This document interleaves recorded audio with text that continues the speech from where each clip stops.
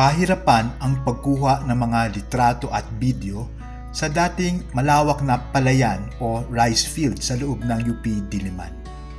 Noon madali at noong kabataan ko, tumira kami noong 1983 hanggang 1993 sa tabi nito, sa banda ng Sikatuna Bliss Phase 2. Tapos simulang 1993 hanggang 1994 sa kabilang banda naman sa Hardin ng Rosas.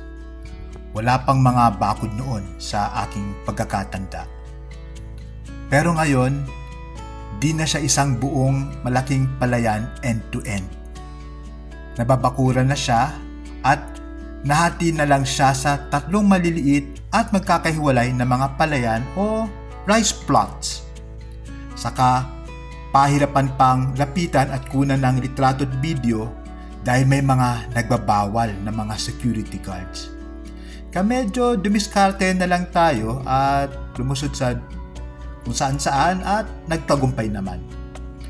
Bali may kontrobersya dito kasi dinidevelop ng UP administration yung area into a garden and wellness park.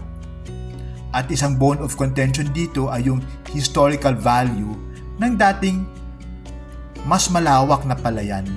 Sabi ni Dr. Benjamin M. Vallejo, ito ay urban farmland simula pa noong panahon ng Commonwealth at maiuugat pa ang simula nito noon pang 1600 sa ilalim ng Spanish colonial period. At ito ay isang living archive, isang living history.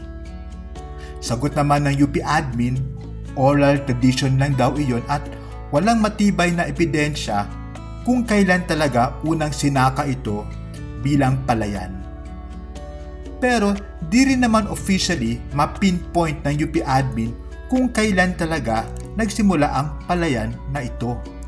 At in lieu of any hard evidence, mas kinikilingan ko si Dr. Vallejo dahil pinangangalagahan pa rin naman ng mga historiador ang oral history that is passed down from one generation to the next.